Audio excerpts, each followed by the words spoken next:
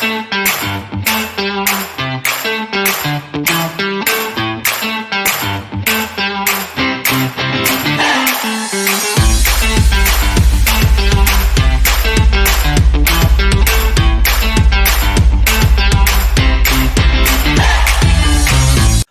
and welcome to the Wrestling Podcast. My name is Chris Davis and I'm joined by Paul Robinson. Are you all right, Paul? I'm good, Chris. You? I'm all right because this time I'm recording it. All right.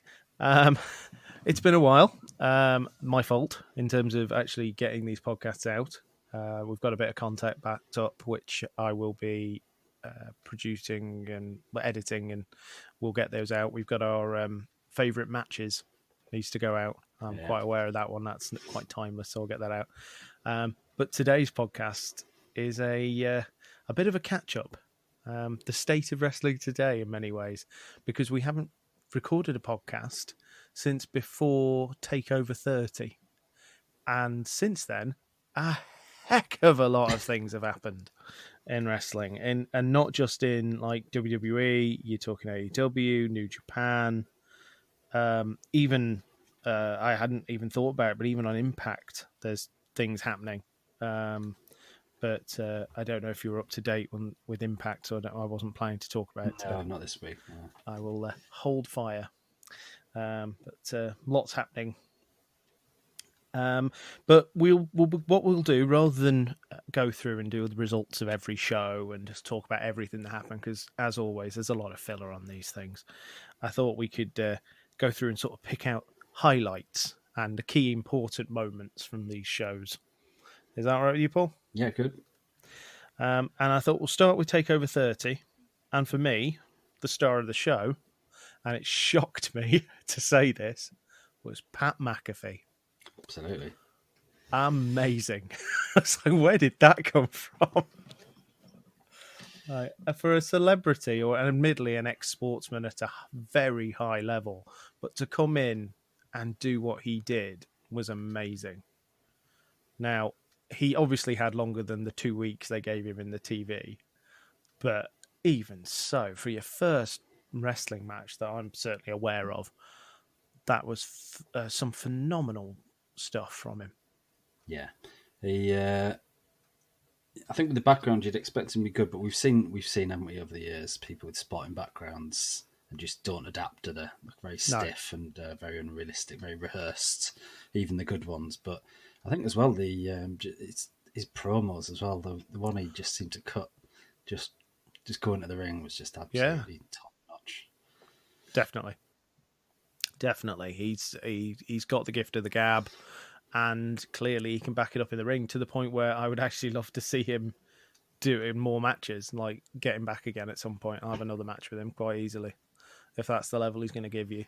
Yeah. If he's up for it, go for it. The spot that he did where he tried a superplex off the top, Cole pushes him backwards. He does a backflip, lands on his feet, runs up and jumps straight onto the top turnbuckle to hit the superplex. That's phenomenal. There are some spectacular wrestlers in the world who can do amazing things. And I don't remember seeing anybody do stuff like that.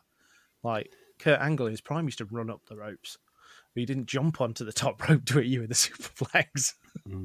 That was, very, very good. And brilliantly sort of organised and handled by Adam Cole. He looked suitably vulnerable when he needed to, but also took charge. It was one of his better showings. Yeah, he's had a fabulous year, I think. He has. Unfortunately, one of the other key events from TakeOver, which we'll come to, I think has slightly derailed possible plans for Adam Cole at the moment. I think he's currently doing something that they probably had no plans for him to be involved in, which we'll get to. But other than the McAfee match, Damien Priest, new North American champion. Yeah, it was a great match, that one, I thought. They've had two now, the multi-man ladder matches, and I think really works, doesn't it? Fabulous, yeah. Yeah, they really gelled together. It was a good showcase of future talents, and just reminding you that it's not all about the cornerstones, as they would call them. It's not all about the Rushmore. There are plenty of top level guys just underneath. Yeah, they're really doing something with Bronson Reed at the moment, and he's just suddenly come out of this push has come out of nowhere, but he's really justifying it in the ring. Yeah, he's living up to it. I thought that was excellent. I'm pleased to see Priest as a champion. I thought it was a bit strange. They haven't really done anything with him since in the last couple of weeks, but they mentioned him and everything. So hopefully we'll see him back on screen and progressing as hopefully a fairly lengthy champion. It would be good to see him have a run with it, develop that character. He did get a bit caught out in a Botchamania moment where they showed him going into the pool, but he was clearly waiting for the camera to stop moving towards the pool. It's like, oh, could they not have just started the camera before? You do think sometimes with WWE, it's like you're a massively, like, you've got a billionaire at the head, you're a multi-million-dollar company, and you do things that are just like, that's a rookie mistake. That is, have him walk on from beyond the screen. Don't start him on screen. It was noticeable. Sorry, little things that just bug me. But no, it was good to see. Should give credit, and one I hadn't put down in my notes to talk about, but I've just remembered how good it was Finn Balor and Timothy Thatcher. Yeah, Timothy Thatcher. Yeah, they really worked good. really well. Yeah, he's not that was excellent. Since he come in as Thatcher, he's been spot on. Thatcher's really brilliant, and he's so different. Yeah. Well, he made Balor won, but he made Balor fight the way he would have fought, didn't he? Yes, he wasn't definitely allowed to get away with the Balor match. Yeah, he's just one of them guys. I think even if it's just a 5-minute match, there's always something there to pay attention to. And he's always believable. This week's NXT, they made note that Priest was watching him.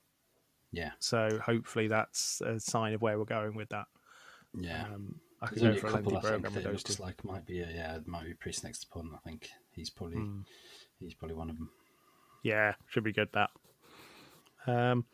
The other sort of big event to come out of Takeover 30 was Karrion Kross taking out Keith Lee at his first pay-per-view defense and winning the NXT title, which seemed like a big moment, but there was something up during the match. I thought it wasn't quite, I don't know, I wasn't as wowed as I expected to be, and I think, although I don't know when exactly the injury takes place, but I wonder if an injury factored into it, but it didn't quite live up to my expectations, that match.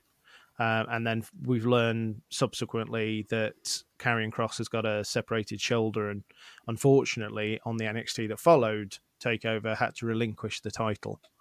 I thought that was a shame because the build up to Karrion Kross getting a title shot and everything has been great, and I think he is a definite star for the future. And we'll probably pick up right where he left off when he comes back, but it's just that we've got that delay again now of how long has he gone out? How long is he going to be out for? Yeah, I think that was a very good promo coming back rather than the ones where they just come back and hand the title back. He's left himself with a couple of options to come back, either set his sights on whoever holds it, or possibly even come back as maybe more of a babyface character if there's people there, because there's going to be a massive pop when he comes back. Either way, yeah, he's going to get a reaction, isn't he? Because he's that impressive. And the entrance and everything is spectacular. Yeah. What that did give us, though, was, and sort of jumping around in timelines, but sticking with NXT, it gave us the week that same week, we had William Regal announce a fatal 4-way 60-minute Ironman match for the NXT title, which happened this week. Have you seen that match, Paul? I have, yeah. Cool. It's Finn Balor, Adam Cole, Johnny Gargano, and Tommaso Ciampa. I thought it was an excellent match. However, it's unfortunately we didn't get a definitive winner at the end of that week's match. We've now at the end of the 60 minutes we had Gargano and Ciampa on one each. Balor gets is up to 2 in the last, I think, about 10 seconds. And then Cole manages to sneak his second fall to equal Balor. setting up a match for next week's NXT, which is going to be 1-on-1 Adam Cole and Finn Balor for the NXT title. Now, I'm figuring that's Finn Balor's. Yeah, that would make the logic one. It doesn't make any sense to put it straight back on Cole, does it, with him having the really doesn't to title me. reign? We've moved on from it for now. And you can get Cole back into wherever they had planned for him afterwards. This is where I was going with that. I think Cole did enough in the McAfee match to get the fans on side, I think, and to start teasing into potentially into a face turn if you wanted, or at least going in a different direction. And certainly the NXT, I think it was after Takeover, you had Kyle O'Reilly. Kyle O'Reilly was teasing a face turn in a beatdown after his match, trying to hold off Roderick Strong and Bobby Fish from doing an attack like it wasn't necessary. And you just thought, okay, that seems to be the seeds of a turn. So, or at least to me, it looked like the seeds of a turn. So I just wonder if had Karrion Kross been able to defend his title, I don't think we would have seen Cole in the title picture. We would have seen him move on to something else. Yeah, so I think it's a bit strange one. I think with Balor as well, before coronavirus, he was heading to NXT UK, wasn't he? Yeah, wanted Walter. To take on Walter. Now, that does leave now possible, if he does win, title versus title. That would be nice, wouldn't it? Ideally in Dublin, possibly in the BT studios in London. But if you could do it. Fantastic match. If they could get that on somewhere in Dublin. My disappointment with the Adam Cole making it to the title match is I would have liked it to have been Ciampa, with the whole he's never been beaten for the title, and they can still hold on to that, but it just Cole feels less likely to win it than I think if you put Ciampa and you put Balor in, I'd be going, it's probably Balor, but there's a chance they put it back on Ciampa. Whereas I think with Cole, I'd be very surprised if they put the belt back onto him. So I'm now looking at Balor going, you're pretty odds on here. Yeah, I think sometimes if you almost work backwards, if you're thinking it is Balor, then you're thinking Cole can take another loss because he won his last big match. He'd had this long title run, whereas if Ciampa had lost a singles match this soon after just coming back from the Cross defeat, that might have made him look a bit weak, wouldn't it? So I think that's... Although obviously Gargano would have probably equally, with Cole, could have just taken that loss if it is Balor, and it wouldn't have made any difference. So I think it was probably a toss-up between Cole and Gargano, if it is to be Balor. Yeah, if it is. We won't have long to find out. Tuesday, I think, isn't it? Okay. Yeah, Super Tuesday Part 2. Yeah. The other news to come out of NXT, just to throw in there, because should give reference to it, because it was a strange one on the night at Takeover, was Breezango getting the title shot for the tag titles, but then they went on and actually won it from Imperium. So Breezango are now the tag team champions of NXT, and I didn't see that one coming. Not that it's particularly strong division, but I didn't see them getting another shot so soon and actually winning it. Yeah, it felt like maybe they were maybe going to go for Legado del Fantasma for like a we've got all the belts sort of thing, but I suppose it gives them something to fight over, doesn't it? And I think the tags are very much in a holding pattern until they can get someone else back in there, possibly Grizzled Young Vets, maybe. Moving on after NXT, going back in time, one of the biggest bits of news to come out of a Dynamite in the run-up to All Out was Cody and Brody Lee, which definitely caught me by surprise. Yeah, I think it's very nicely done. The part of me always thinks if they just hadn't have rushed him to that match with John Moxley and had him lose, if you'd imagine had just sort of kept him hot and then had that as his first big match, it would be a huge deal, wouldn't it? But yeah, no, it was good. I think maybe Cody take a bit of time off, do we think? Or do you think something else might be there in the line for him? I don't know. It feels like he needs to come back and deal with Lee after this. It would be very strange, I think, to come back and not have a focus on him. There is, I think, there's a spot for Cody in another storyline, but it would feel odd to me if he just took that on the chin and went, "Yeah, I don't need that belt that I made a big deal about."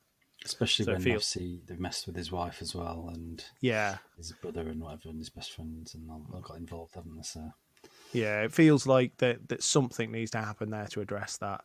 So I presume we're just going to have a bit of a break from the Cody show. Yeah, I've just thought actually they're still planning on doing the match beyond their version of War Games.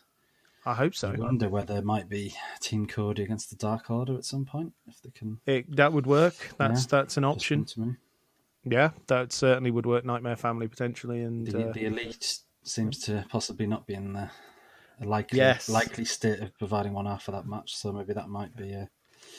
Well, shall we talk about AEW together in the build up to All Out, and then maybe do our predictions to finish out?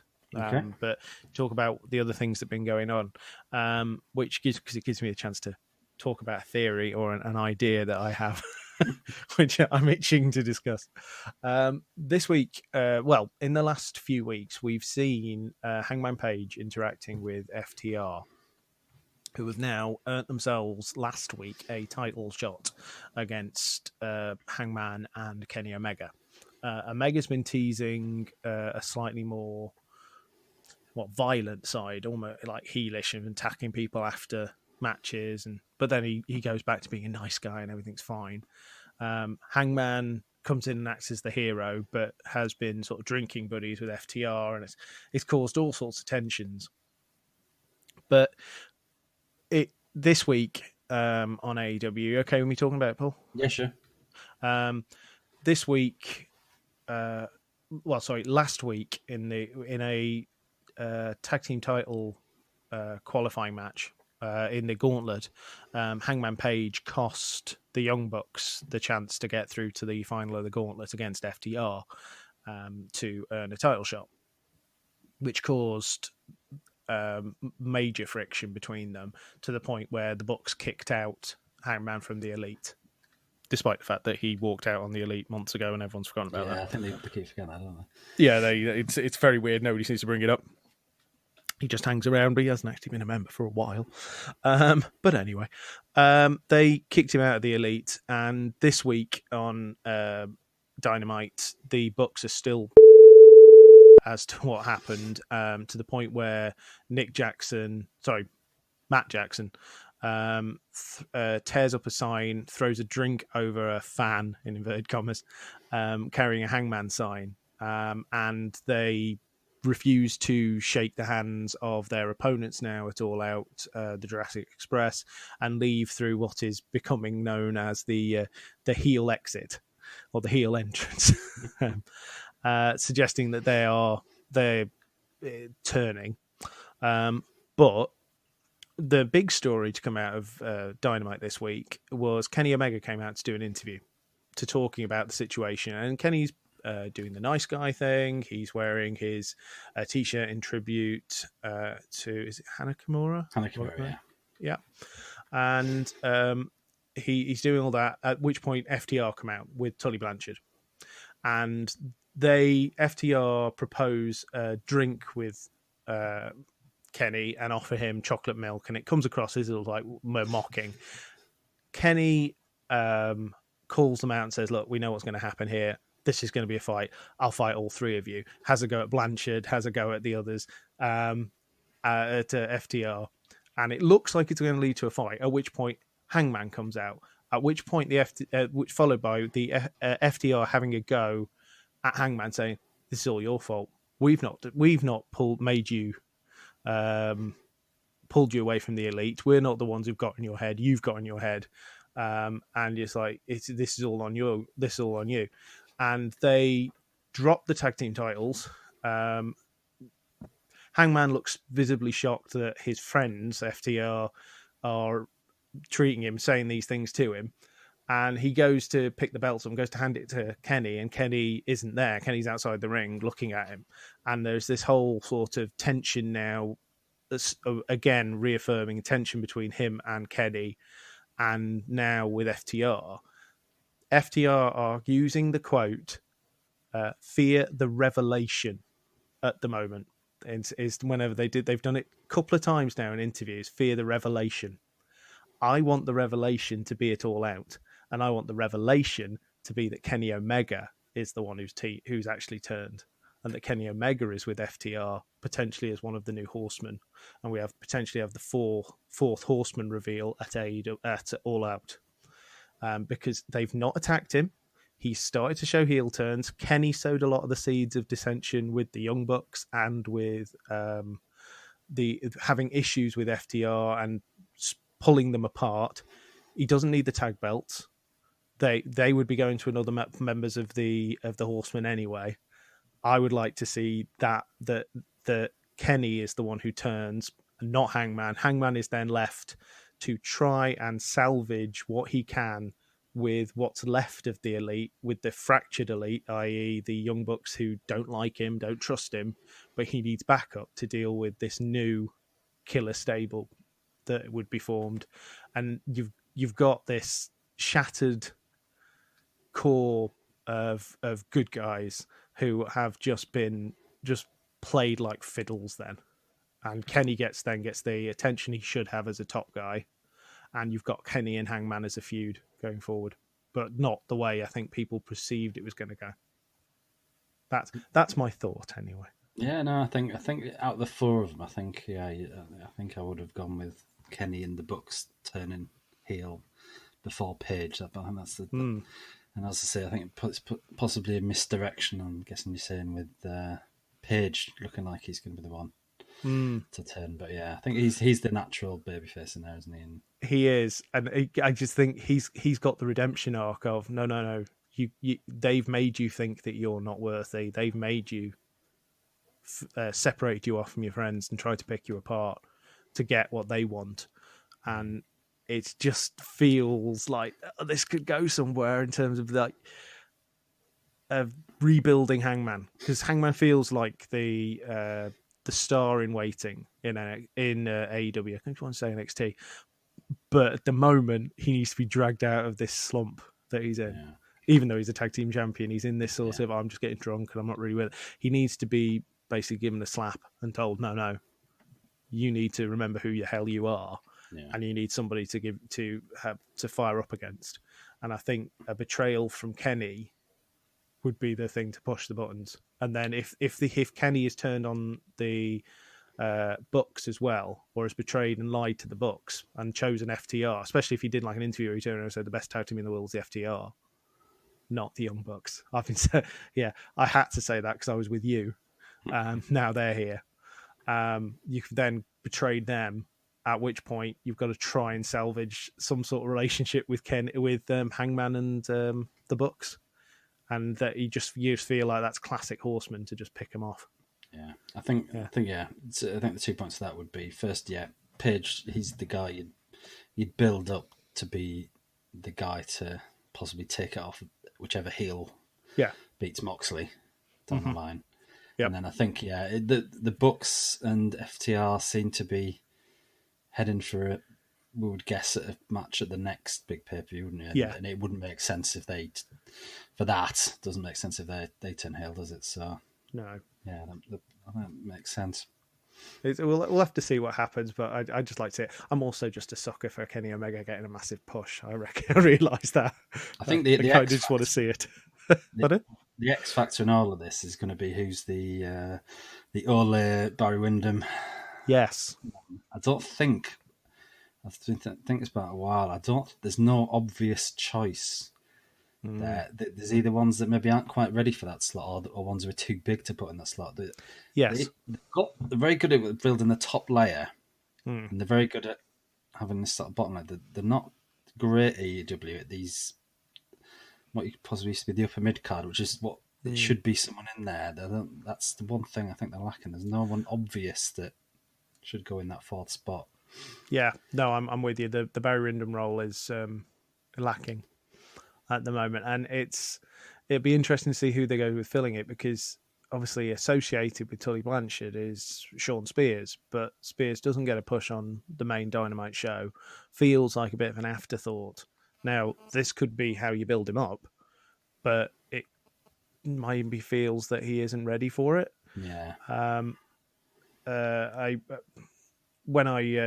tweeted this at Michael Sidgwick of What Culture, and he thought it was an interesting theory, and he came back with he thinks if with that scenario it would be MJF for the 4th, but to me MJF's too big a deal on his own. Yeah, I agree. I think that's a step down. I think I thought maybe if they turned someone like Scorpio Sky, that would be good. That would be good. Would have been my choice, I think. Definitely, yeah. Not. He's a good fit. That's a good call.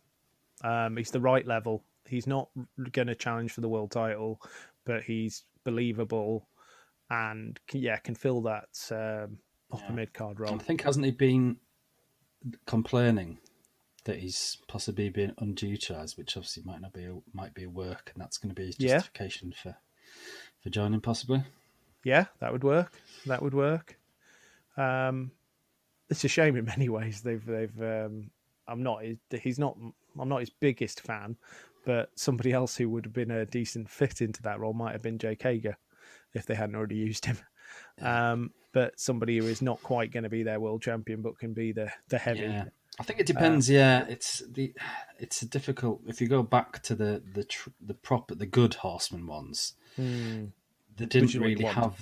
They weren't carrying a passenger with her, really. No, they were an elite. They were a true elite, and they didn't have that. Like say the bodyguards until towards the end. I think when they maybe shouldn't have really. I think they were much better. Yeah, we're not talking a Mongo here. We're talking somebody who should actually be able to back it up. Jeff Jarrett was in briefly. Wasn't he? Yeah. The one who would have been great would have been Kurt Hennig, but obviously I think he just turned immediately. Yes, went off to the NWO. Would have worked. Member. Yeah. The more I think about it, the more I see Hangman is very much the Sting in this feud with them. You read this, are you? No, you're not. Yeah. You're about to get there. You've got. I won't say who, but you've got someone to play the natural Dusty Rhodes as well from when he decides to come back. Mm-hmm. Yeah, it's going to be interesting. Sting, Dusty, and Ric Flair pretty much was enough for WCW and Jim Crockett for about 10 years, wasn't it? So it's funny you should mention Flair, because I wonder how loyal he truly is to WWE these days. His daughter is obviously still in the company, but his contract is up. They've just written him out because he's done. But in terms of an appearance with a new Horseman, not necessarily all the time, but in some sort of endorsing thing, I don't know. Yeah. Just makes you wonder, because you've got Arn, you've got Tully. If you had Flair as well, that's a proper stamp. Do you see Tully's the obvious one? Do you see Arn going with him, or possibly Arn going the other way and maybe siding with Hangman? There is if it wasn't for the fact that Cody got took out and has his issues now with Brody Lee, I would be looking at this going, Cody is a perfect one, because Arn could have got in his ear the whole of this time. We've seen him sort of show a little bit more heelish tendencies in terms of being a bit too cocky before Lee got him. But he has got this family that are backing him up, and it's on unless that's just going to be we've built them up for a betrayal. But the guy's even got the Nightmare Family logo on his neck, suggesting that he's unlikely to shaft them. But Cody would be a natural fit, although, as has been pointed out, a Rhodes in the Horseman seems strange. But at the same time, Cody feels like he would be more of the Flair role of a Horseman squad stable, the way they built him up in AEW. He's probably the guy to counter him. Yeah, for me, it's your tag team, your top guy, and then it's your upper mid. And I think I wouldn't have any... two top guys would just seem a bit balanced. It's a clash. And then that's how you split them with the two titles, isn't it? One of you goes and gets the TNT. By the way, I presume that they're going to have to actually come up with a new name as well.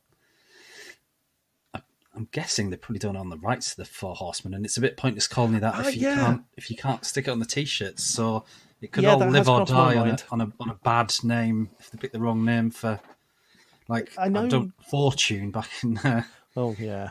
their version of I know, team.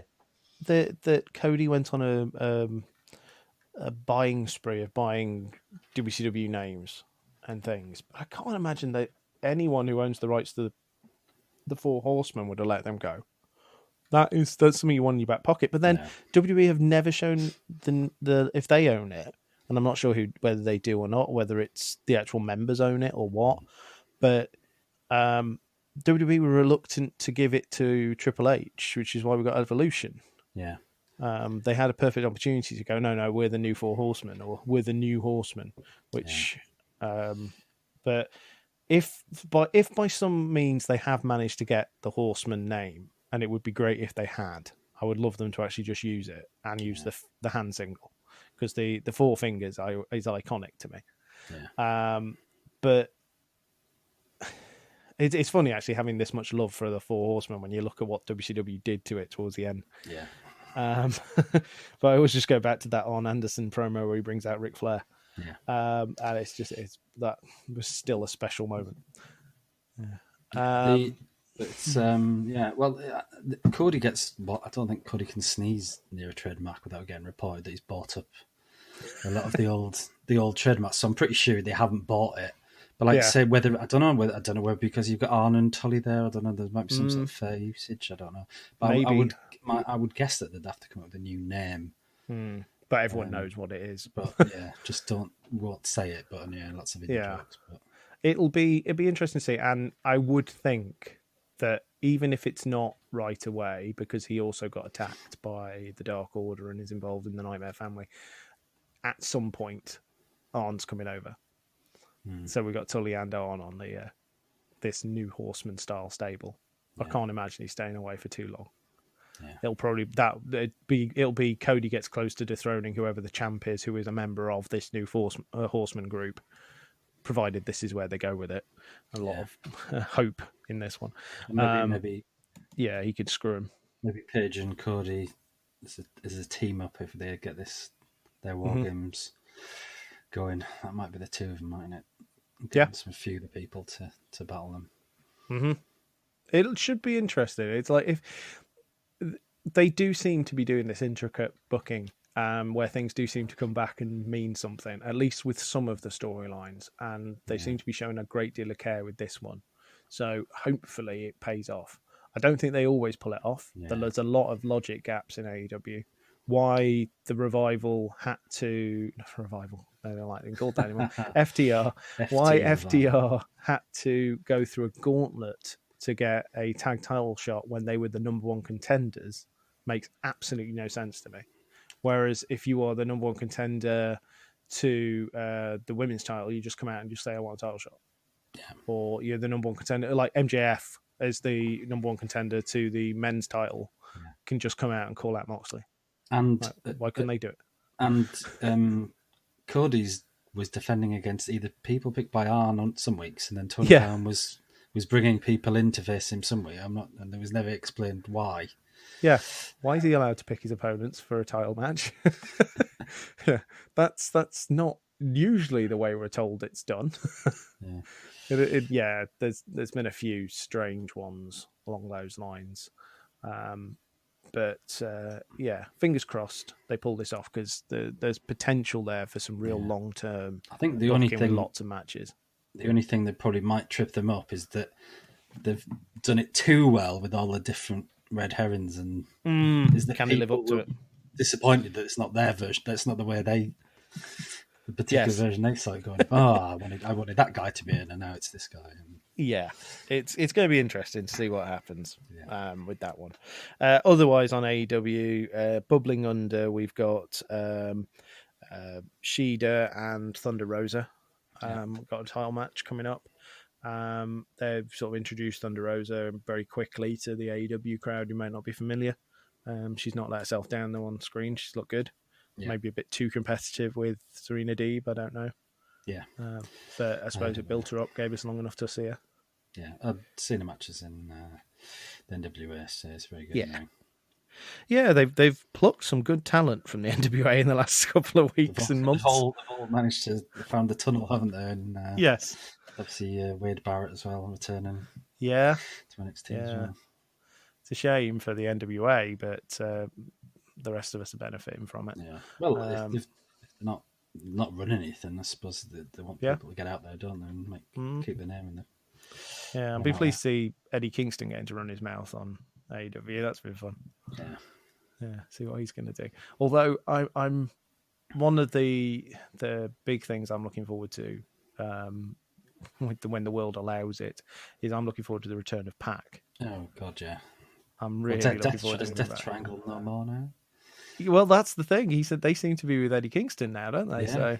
So, they didn't get a chance to do anything before the world went horrible. Yeah. So I don't know. There's fans that he's going to get a massive face reaction, isn't he? So. You would think so, unless he just comes out and absolutely batters all other good guys. Yeah, maybe. Fourth Horseman. Well, yeah. He's probably the one that would fit in just about into that role, wouldn't he? Yeah, he'd be different to the others as well. They've not booked him right at the top level, but yeah, he's too good to be like. We shall see. We'll come back to our full predictions, Okay. but just changing promotion. New Japan has kicked back into somewhat of a high gear, although again, in the same way as we can't see Pac on AEW, we haven't got everybody that we'd like to see on the main New Japan shows. They're now running these strong shows, which I think are US based. Yeah. And they're doing the Japanese shows. So you're not seeing some of the talent that you would expect to see in a big show. But they've had a bit of a change of the guard title wise with the Summer Struggle a lot show. Of changes, yeah. Do you want to give us a run through of those, Paul? Yeah, Well, the big one is obviously at the top where the evil experiment has quickly come to a halt. Yeah, in the same sort of way that they did with Jay White when he first won it. It's almost like your first title reign isn't necessarily going to be a long one. Yeah. It'd be interesting to see where they go with Naito going forward, whether he continues. And obviously they have got Jay White to come back as well. Yes. There's a Bullet, so they could possibly continue to feud with just a different member of Bullet Club. And Kenta's getting a big push as well. He has, yeah. Well, he's number one contender for the American title. The US, which yeah. I think Moxley. We'd think Moxley presumably is going to lose that, but he hasn't a fight, and I think he apparently can't even fight in America. No. With it under his the US champion card, yeah. I would suggest that they might just get that off him and bring him in like a bit like the Jericho as a special event sort of thing. Yeah, be nice if they could maintain that though, because he's good in New Japan. Oh, well, I'll be honest. I think his body of work in New Japan was better for me than his AEW stuff generally. I think he's been good in AEW, but I think his New Japan stuff made him look that's the best of John Moxley. Yeah. Although I love his AEW music. Oh yeah, no, it's the presentation of the character, is it? But I think there's just something about in ring. To be honest, I think it's the quality of opponents in the G1. It is. It's just such a consistent level of people that you're just going to have these absolute belting matches with, and it's just fantastic. Whereas AEW, the way they do it, it's like you get a couple of minor matches, then you have to wait 3 months for the big one. Whereas in the G1, it's like every couple of days he's having another cracker, isn't he? It's funny you should mention the G1. It's on the horizon again. Yeah. Although with the world being the way it is, who's going to be in it? I'd do a bracket in the US, a bracket in Japan, and hopefully bring them together at some point. I don't know. Yeah. But yeah, I'm excited to see it. It was great last time. Working our way through the G1, it was must see TV. Yeah. Other title changes? So it is the man that they can't kill, Minoru Suzuki, back as champion, never been the devil's favourite wrestler, Shingo Takagi. Mm-hmm. Yeah, that was I love Suzuki very much. He's so evil in a true sense. It's just brilliant. Evil is evil, but Suzuki is evil. Yeah. Yeah, he's just the best. I've started playing a game of on my PlayStation, Persona 5, and it asked me to Persona 5 Royal, and it asked me to name my character. My character's name is Minoru Okada. I thought I've got some sort of tributes here. Yeah, which is weird as well, because he lost in the first round of the New Japan Cup, and it looked like maybe that he phased him out. Phased him out, but so he's back with a bang there. Well, he was supposed to be going. That's the thing. They announced he was leaving or something, but it's like doesn't look like it. Yeah, good. Yeah, so I'd miss him. New tag champs, heavyweight tag champs as well. It's on Zack Sabre Jr. and Tai Chi. Tai Chi, isn't it? Yeah. Was it Dangerous Techers? I'm trying to think. Yeah, something like that. Yeah. I've not Dangerous. Yeah. They've won that, but there's potential there. I think Tai Chi. It wasn't my favourite for years, but I think he's grown on me, and I'm a big. Yes, he's getting much better. Big fan of Zack Sabre Jr. Just one of these wrestlers who you can watch his matches. I think similar, I don't know, where to Timothy Thatcher, that each match is different, and no one else looks like they wrestle in that style in any way. Yeah, he's got a way of making everything believable, because everything looks like it hurts. Yeah, that's good. The other one I would point out is disappointed they have the new King of Pro Wrestling belt. Yeah, now, they had 4 relatively interesting stipulations for the qualifiers. Yeah, but for me, the actual final of it was just dreadful. It was naff, wasn't it? Sort of Yano winning with a roll up. It's just the sort of thing that they stick on. Yeah, on the pre-show of something, or like early on, it just didn't seem to.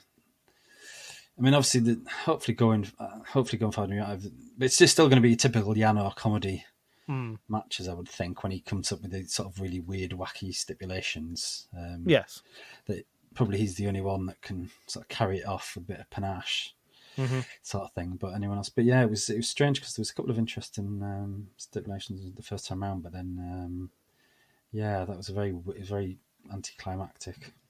Yes, very strange. We'll see how that goes forward. And obviously, I suppose with the G1, that probably is going to be forgotten about for a while.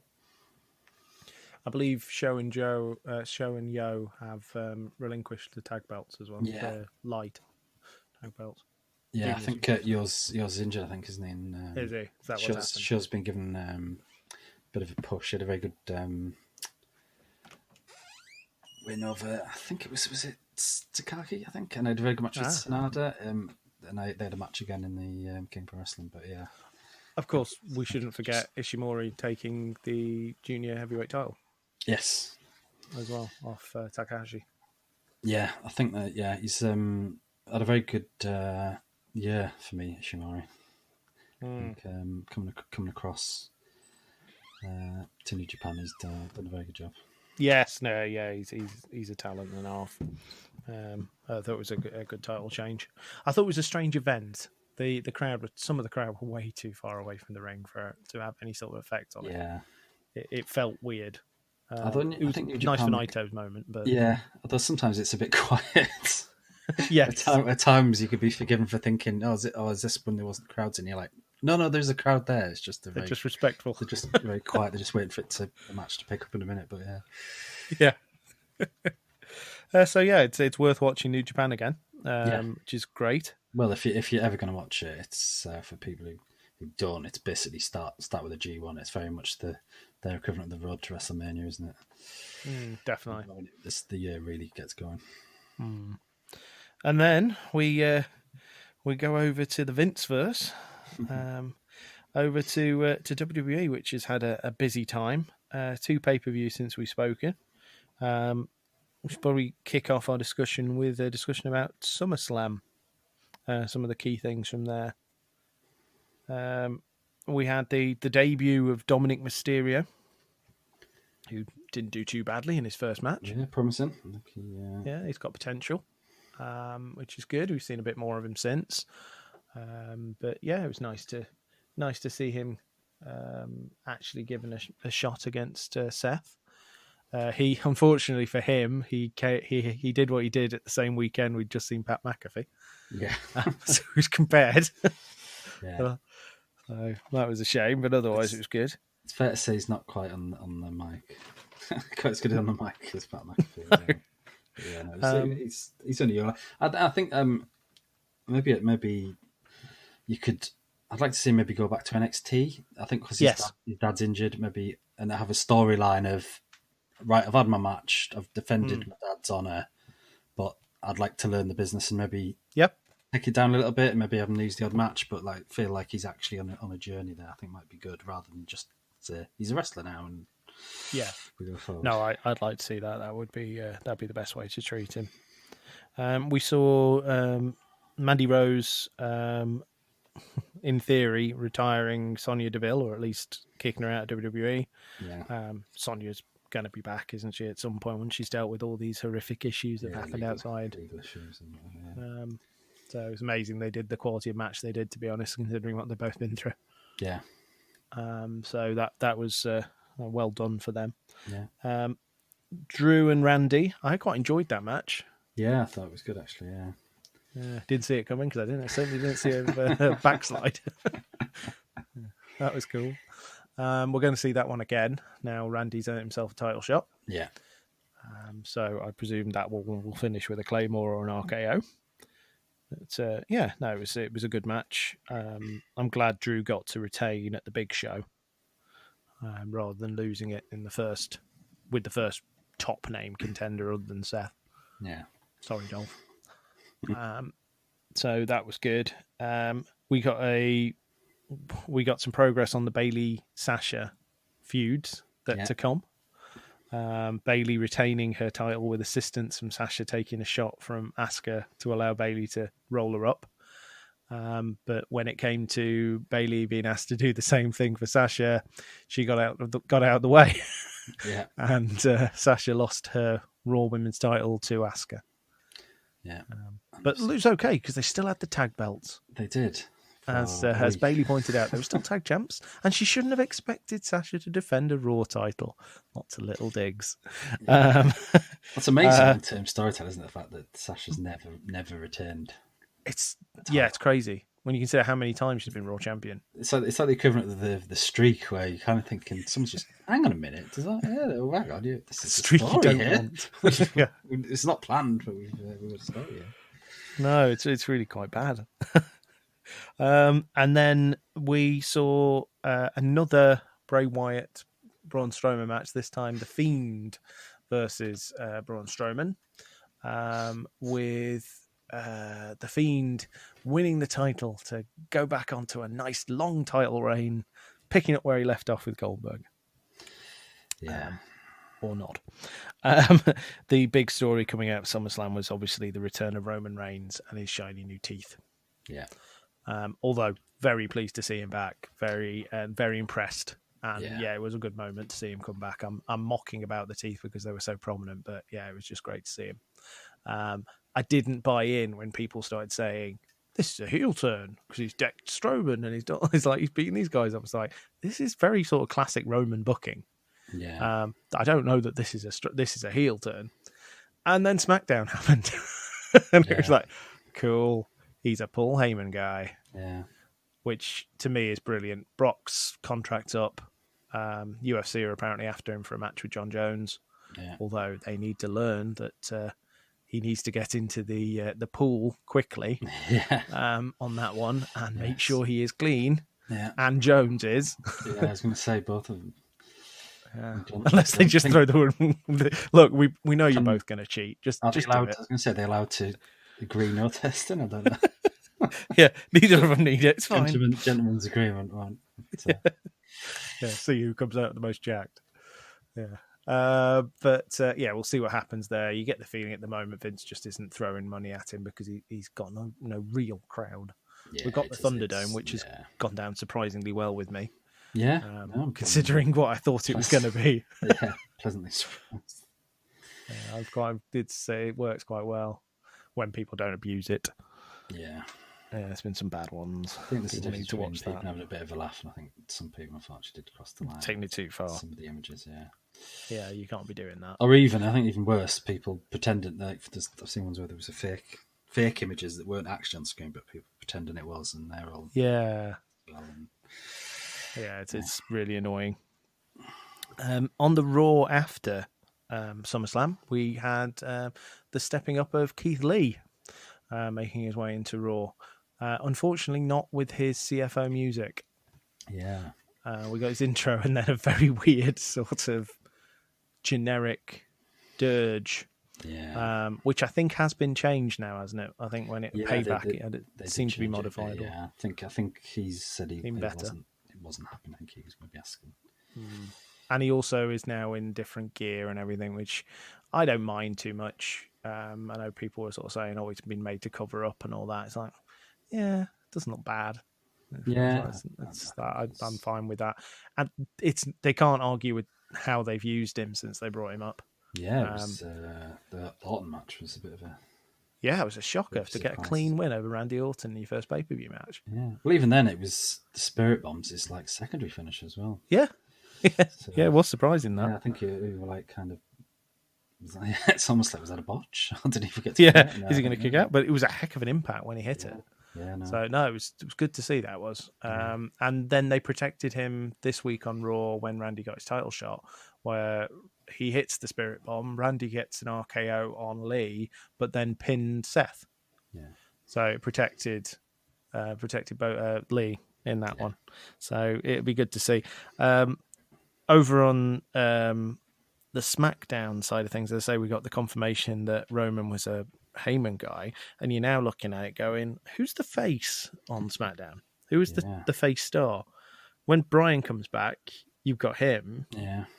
But someone's going to have to turn quickly, or in this proposed shake-up that they're going to do, or draft that I think Fox are asking for, they're going to have to bring somebody over and make a big deal about him. Maybe someone like Keith Lee. Yeah, the only person I was thinking of was possibly maybe AJ turn face, but it turns so much. Yeah, but there's the thing with him that apparently he's been outspoken and got his real life beef with him and around when he was running Raw. So it might be that actually it's more likely that he goes over to next day. I think is it October. I think they're talking about the Superstar Shake-Up. Maybe he might go over to Raw and they'll get someone big, one of the big faces to go over. Yeah, I don't know who they're going to go with. Yeah, because as well, I think Seth's taking time off as well, so there's another. Would make sense. He's worked a hell of a shift for a while. Plus, he's obviously got a child coming. Yeah. So watch this space on that one. Yeah. They can obviously on SmackDown make the focus when they do finally push the button and make the focus on Bayley and Sasha for a while if they want. Oh yeah. Push that at the top with Reigns versus whoever. Yeah. They've done a brilliant job with pushing the women's storylines a lot more forward. Obviously, it'd be interesting to see, like you said, the Mandy Sonya one was very prominent, and like to see them maybe do a bit more with Mandy. And I think there's been rumours of Naomi as well, possibly being in line for a push. So once we get that revolutionary thing for only having one belt per person, might free up a few more, maybe a few more. It's because this is the time of year, isn't it? Till the end of the year, this is the time when they can experiment a bit with. Yes, giving someone a run at either the title or in a title feud. Just before, obviously, it sort of tends to go back to the main contenders around Rumble time. One of the biggest revelations on TV on SmackDown recently has been not revelation. So one of the biggest events to happen is the return of Sami Zayn. Yeah, the rightful, in my view, Intercontinental Champion. Never officially lost. I know he could defend it in the time, so you take the belt off him. But there's a definite argue there. You want title versus title. Yeah. And him with Jeff, who seems to be teasing some heelish moves, like hitting people with his brace and stuff. It's like, come on, Jeff, we need a face here. Yeah, it's weird as well because obviously Sami's just obviously had the split with Cesaro and Nakamura as well, haven't they? Yeah. Who don't want to be a bit out of the blue. Now. So you think, whether one of that lot is going to maybe Cesaro, maybe. Is it time to finally give Cesaro the shot that he deserved? Or is that never ever going to happen? Yeah. But anyway, it's good to have Sami back. I like Sami. It's nice to see some of these guys returning. and feeling satisfied that it's safe to be there, because you get the feeling if they didn't, they wouldn't. Yeah. Hopefully, as well, Big E. Hopefully. Oh yes, Big E's the big guy on SmackDown for pushing. Sorry. Yeah, it feels a bit too soon for maybe but eventually chuck into the wolves in Roman. But yeah, sort of bubbling under. Maybe quite a few sort of slow burning, sort of month-long feuds for him, and build. Yeah, you don't want to push the button too soon on that one. He's you can see him as a top guy, but I don't want it to be strap a rocket to him and let's go. I would like to feel that he's had a proper run and he's got some big wins and then gets his push. Ask you what you think about this. One thing I did hear elsewhere. Now, Fiend first. Yeah. Now it doesn't immediately with the presentation of the character. I'll be honest, that doesn't seem like the easiest switch to pull. No, but it does sort of make sense in the sense that he's been heel a while and turns of all the people. Yeah, there isn't. I mean, that's quite a big reversal of everything, isn't it? It would. He's affected by everybody else that he's fought, rather than the other way around. Yeah, I don't know. They've got to do something with him because he's clearly popular. What do you think Roman? Yeah, they could maybe get another Strowman match or another Fiend match or another. When obviously they've been going back to Bray matches, haven't they? I could see Firefly Funhouse Bray being a face. Yeah, that's what I mean, yeah. With a bit of a twist. And then the Fiend's the dark side that comes out every so often. Yeah. Well, I could see him banishing the Fiend or something like that. Or something like that. And him turning face as presented Bray. But we shall see. That's presumably one of the things they're thinking about. Yeah. Unless he's one of the guys you swap over and you send him back to Raw. Yeah, maybe. I don't know. Now they've got Roman back. Fox have got to be pretty happy to have him there, but then I imagine they probably want to have as many of the top guys as they can. Yeah. We shall see. At some point when he recovers, obviously you're going to bring Edge back on Raw. Do you swap him and put him on SmackDown? Yeah. I don't know. You can still have his further match with Randy at some point without him being on the same show. Yeah. This leads us all nicely into Payback, which we had a week's build up after SummerSlam. And I was ready for it. It was a good show. Yeah. It was really good. With their model, there's no real reason why not, really, isn't there? They don't need to... They've got a lot of TV anyway. They don't really need to build up to it. So, it's kind of... it was great. Why not? Yeah, there was none of that sort of filler in the build-up. You just literally went straight into it. It's like, these are the matches you're going to get. It was excellent. We saw Roman Reigns won the title from taking off the Fiend.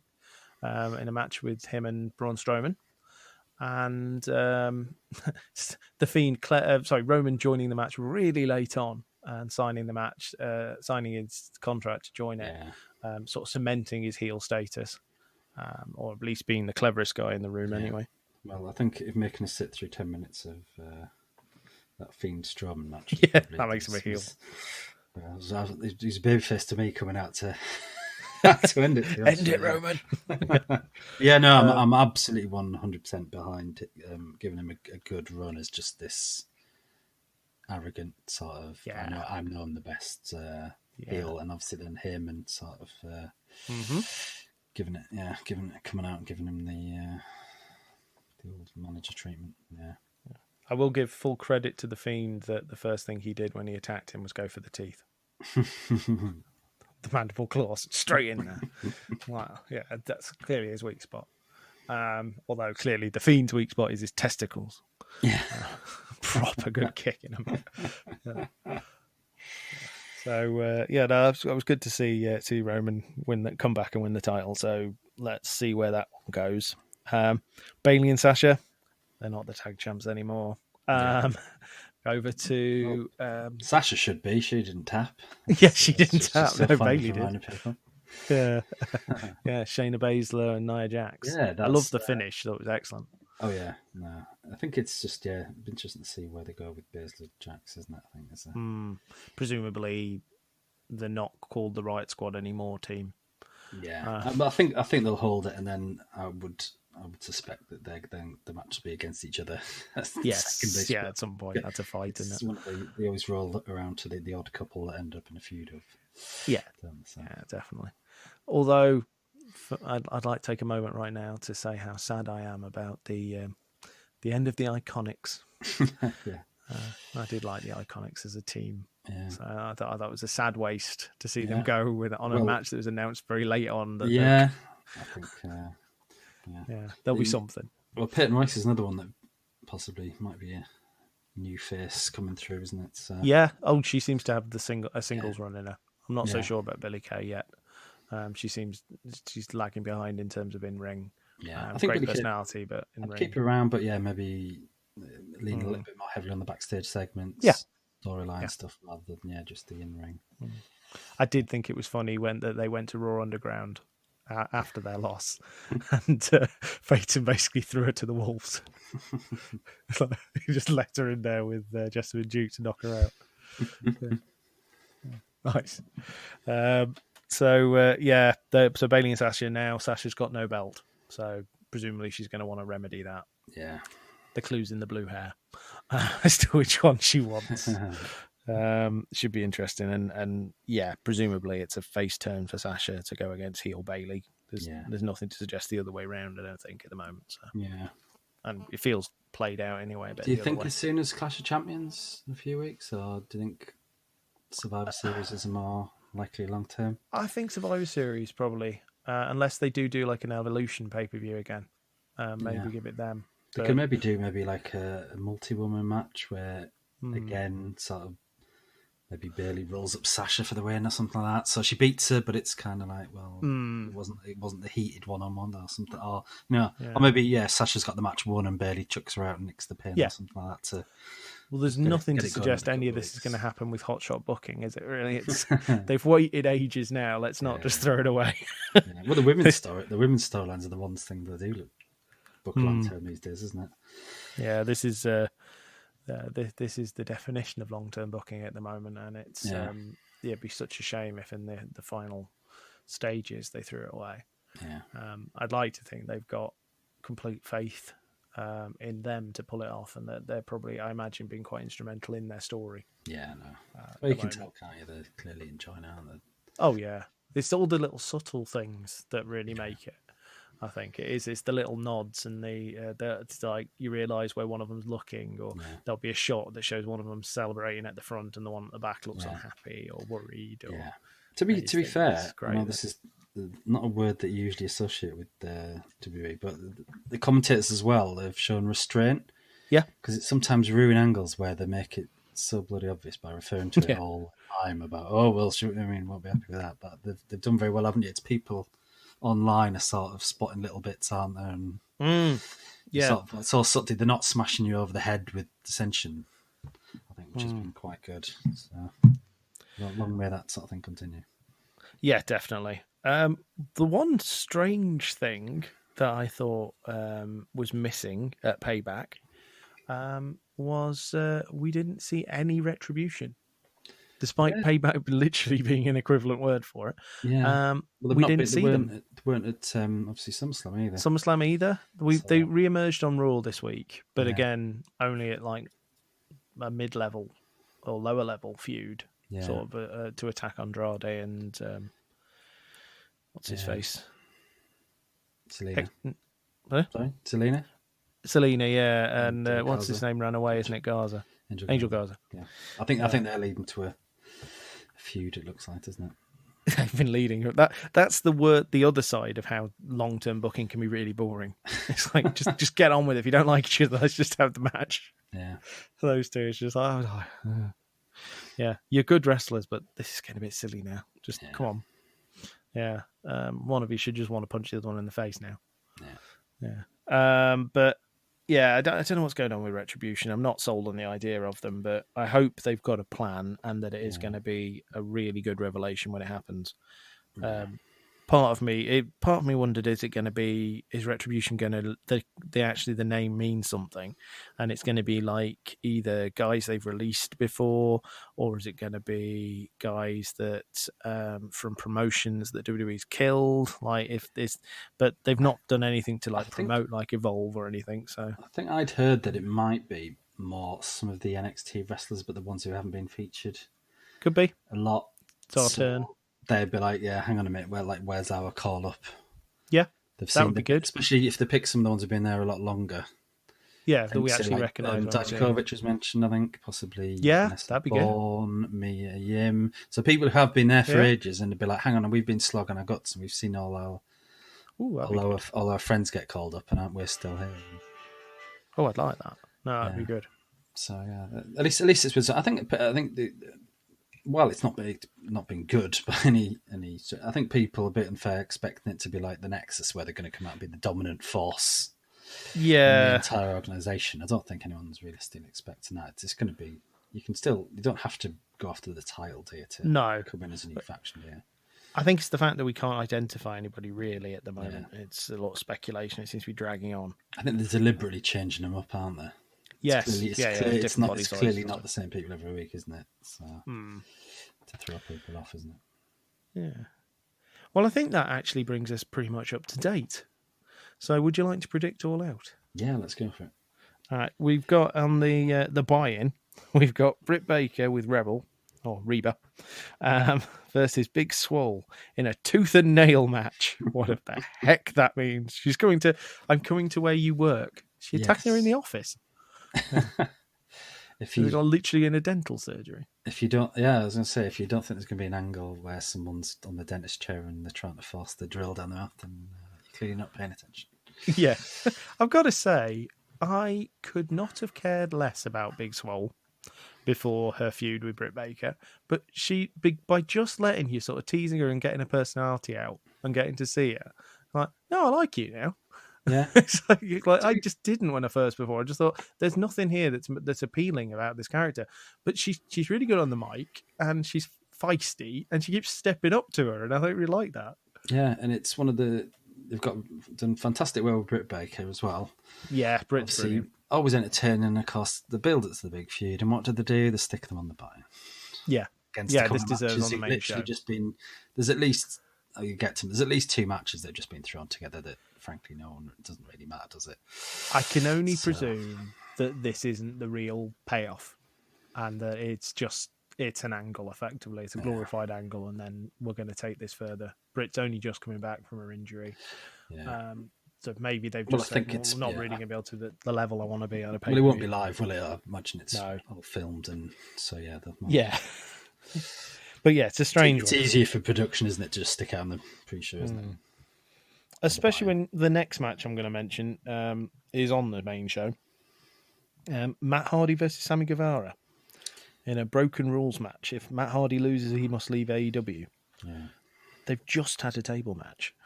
They've just had a winner in a table match, so they're having another match now. Yeah.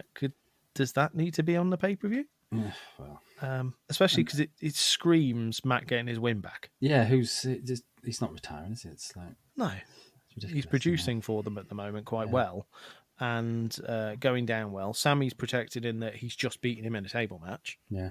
So why would he lose the broken rules match? Yeah. That seems a bit too predictable. There as well. Pardon? Do we need to do the actual predictions out loud here as well? Yeah, we do, yeah. Sorry. Britt Baker and Big Swole. Just as well as you get to the end and then realise, yeah. So go on, you go first on the dentist's chair match. I think Britt Baker wins it by whatever means. She finds some way to screw her out of it so that feud continues. I'll go Big Swole on that one. I think it feels like there might be that to borrow a pay-per-view title payback. Yeah. Matt Hardy and Sammy Guevara, I think we're in agreement. It's Matt Hardy, right? You could have just moved on there. Clearly, Matt Hardy. Yeah. I'm fairly sure we'll both predict the same one on the next one as well. The Jurassic Express, Jungle Boy and Luchasaurus versus the Young Bucks. The now more heelish Young Bucks, but not proper heels. No, there's a clear dividing line in the AEW tag division, isn't there? Like, yes, the top teams and everyone else, isn't there? And yes, they're all quite capable, but yes. Yeah, they'll give them a good 20-minute, 15-20-minute match where they look good, but ultimately, the Bucks, the Meltzer driver, is going to get hit, isn't it? It's probably the elite one, isn't it? They seem to be hitting that quite a lot at the moment, being the elite trigger. Yeah, BTE trigger. We've then got an 8-man tag match. The Dark Order, Brody Lee, Colt Cabana, Evil Uno, and Stu Grayson versus Matt Cardona, Scorpio Sky, and the Natural Nightmares, Dustin Rhodes and QT Marshall with Ali. Yeah. An 8-man tag. I'd have just preferred a Brody Lee defence there, wouldn't you? I would. Maybe? Brody Lee, Dustin Rhodes, or Brody Lee, Matt Cardona, or Scorpio Sky. Yeah, any of them would. That would have been better. But hey. They've totally they look like they're actually going for something with the Colt Cabana stuff, and that just seems to have completely forgotten about it. They've moved on. Oh, it's like, I'll forget this. We've got another story now. It's very weird. That will go somewhere, I'm sure, but for now, it's just seem a bit lost. I'm guessing Dark Order takes this one. I can't imagine. Well, the people that aren't on this card, and then QT Marshalls, and no, Dark Order for me. Yeah, it is the best version of in terms of in ring of the Dark Order. Yeah, that's out there. The others are all right, but they're very much the fodder guys. Whereas they're looking at who they're putting out there. That's the strongest for me, version. I would have a storyline where, because Brody Lee's like, I've won the title, and he just starts kicking a lot of the jobbers out and thin it down a bit. Yeah, maybe get to six of them. You don't watch Being the Elite, do you? No. It's a highlight of my week watching Brody Lee castigate and just berate and batter the other members of the Dark Order on Being the Elite. It's a real highlight. He just hits them with papers, tells them they're idiots. It's brilliant. So I part of me wants them to keep him in just so they can get that. So we shall see. But yeah, I'd go Dark Order on that one. Yeah. The next one is the 21-man. This is by Wikipedia's order. It probably happened in a completely different order. 21-man Casino Battle Royale. Battle Royal. Winner receives a future AEW World Championship match.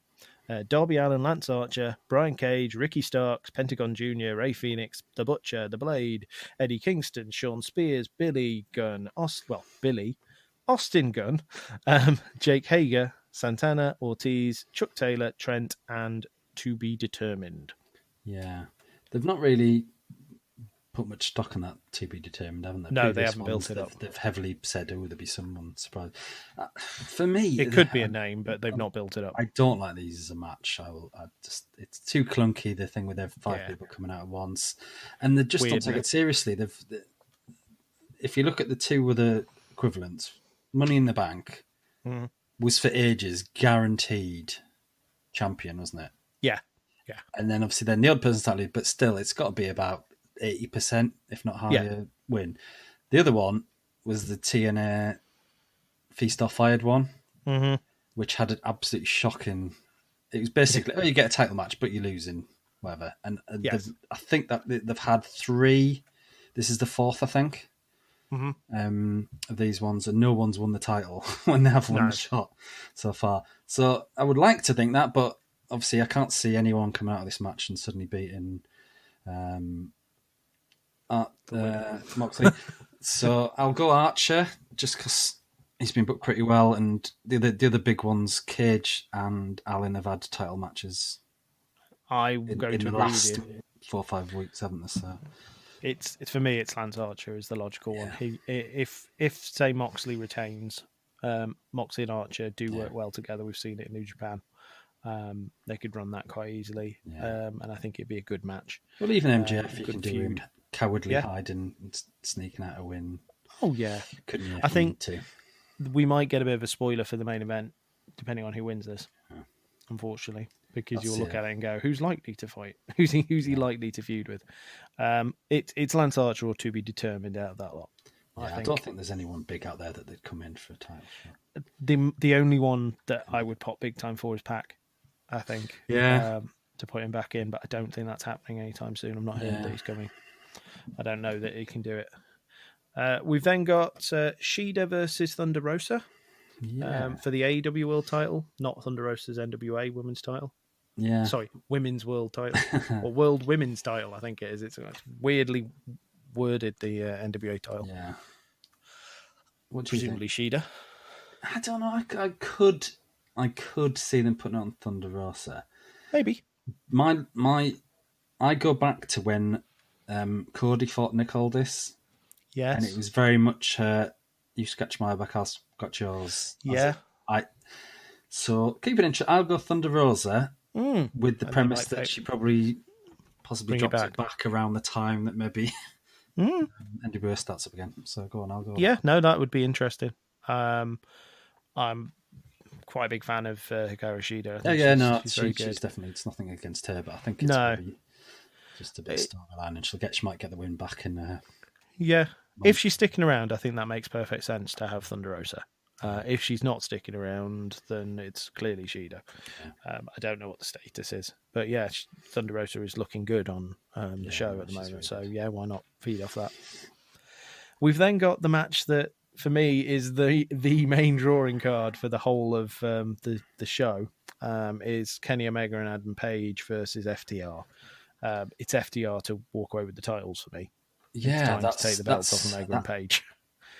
On paper, it's very good, but with it's how you do it. It's just ruined, isn't it? Yeah, it's going to say by the surely. I mean, unless it's a massive curveball, but surely it's got to go to FTR, isn't it? You would think so. The only thing I would go with is the Revolution match with the Bucks. Yeah. I think going into that, I think a lot of people were like, this is the end then for Page and Omega, and the Bucks get their shot and go off and do it, and then starts feuding. It didn't happen. They could do the same thing again, but it just feels like it's time for FDR to take the belts I think it's just and go off, and they do a different thing to have a proper tag division with them as the top, and then Omega and Page surely head towards a feud, which should be really good. Yeah. However, we end up going to that, and I say I know what I'd like to see, but we shall see what happens.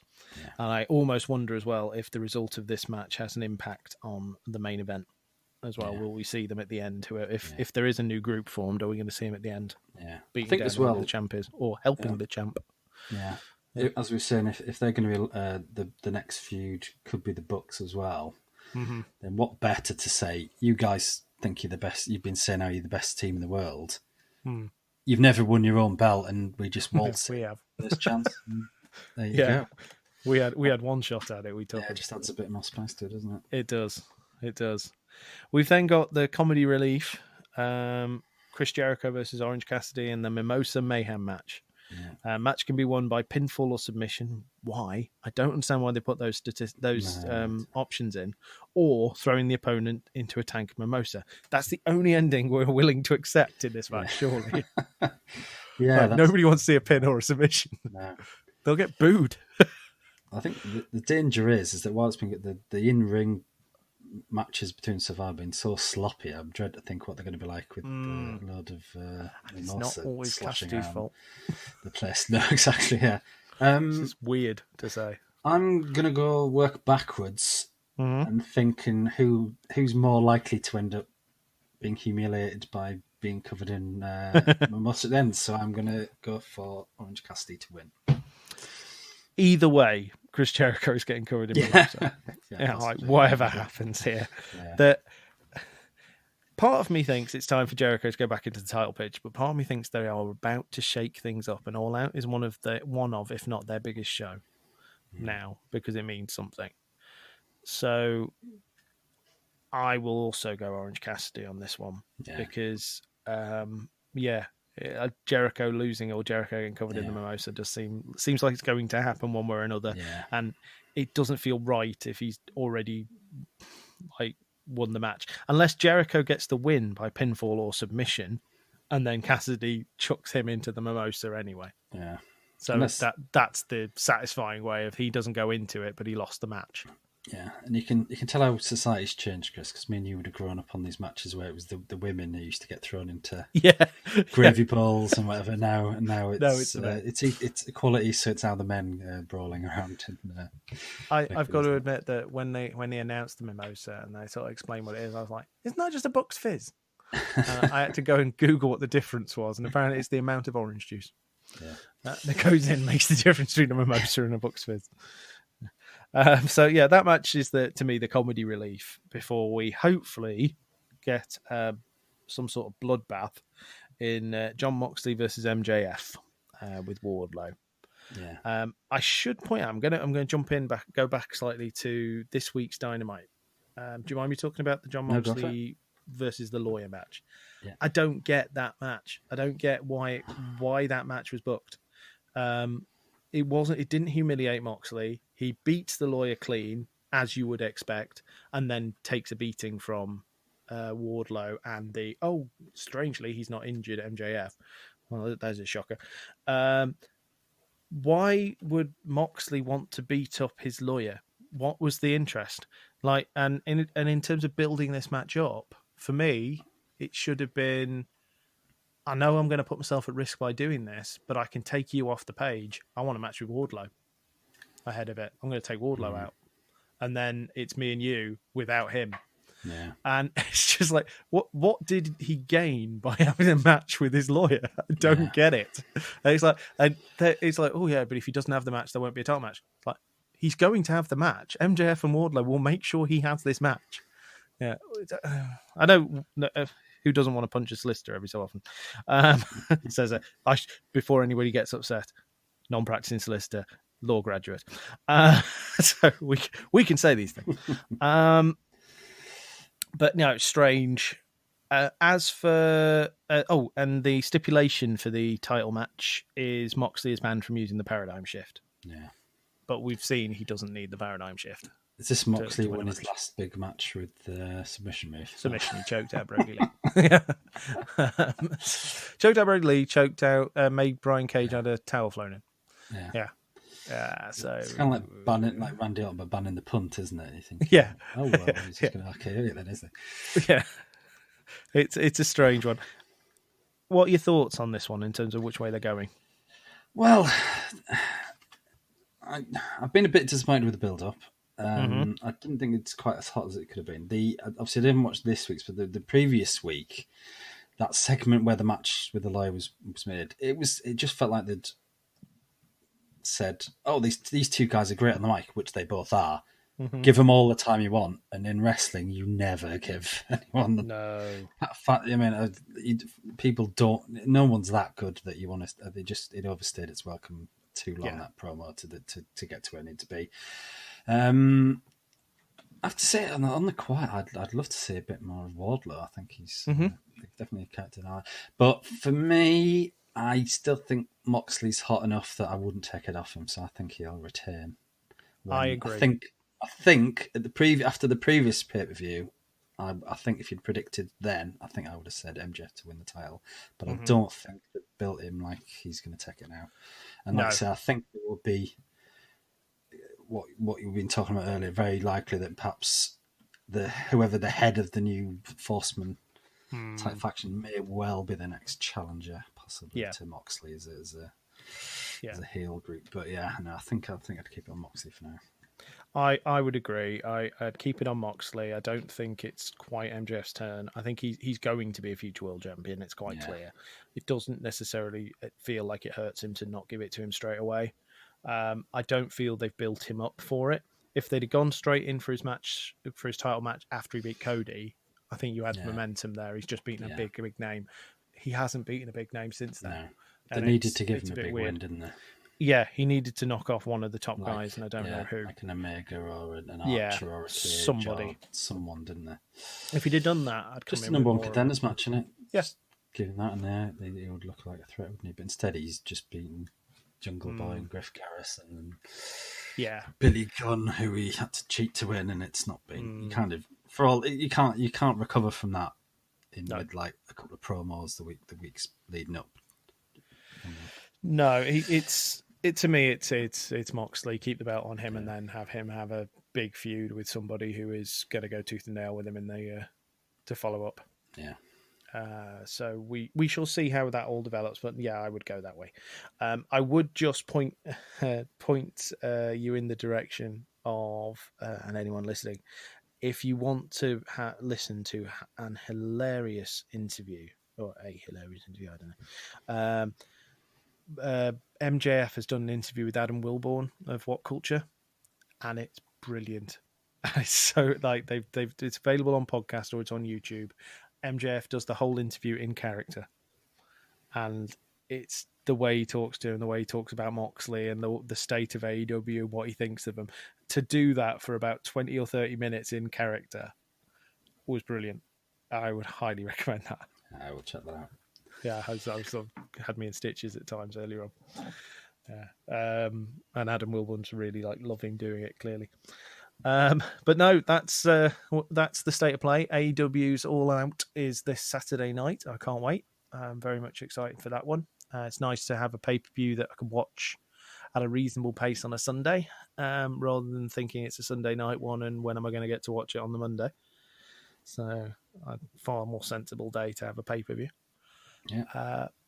So yeah, I'm excited. And then next Tuesday we've got the NXT title match, Cole and Balor. So things keep ticking along quite nicely at the moment. It's all good. Yeah. Anything you want to add, Paul? Anything else that I've missed, or any other highlights? No, I think I've just about covered the world of wrestling there. Yeah, there's been a lot going on. NXT UK coming back on the 17th, I think. Yes, with its shiny new studio. So hopefully, there's quite a few good wrestlers in that at the moment. So looking forward to see some of my favourites back. I'm just intrigued to see who's still there or who they're going to push, because NXT UK seem to take quite a bit of a hit. Yeah, there's a gap. They've got really good at the top end, but they're quite a samey mid card. So be good to see Walter back in. Yeah, I think at the top end you got Walton, Tyler Bate, Ilya Dragunov, and some very good ones. And then So. Oh, that's another one I'm looking forward to seeing come back. Pete Dunne. Yeah. I think. I don't know. I'm guessing he's probably going to be full time NXT America, isn't he? Yes, I don't know. He's got to be. But him coming back, and obviously grizzled young vets if they're back on NXT UK as well. That'd be nice. Well, who knows? One day, looking forward to an MJF Zach Gibson promo battle. Yeah, that would be good. That would be very good. All right, Paul. Thank you very much. Cheers, Chris. We will discuss All Out. I think probably the next podcast will probably be a discussion of what the fallout from All Out. But All Out, Fallout. All Out, Fallout. Yeah, it's a tongue twister. Hopefully it lives up to expectations. It's got a lot of potential. Hope they deliver. There's some good matches in there. Nice one. Can people find you on the internet anywhere? Not yet, no. No, still hiding. Still hiding away, yeah. You can find me at Critic Guy Chris. Thank you very much for joining us. We'll be with you again soon.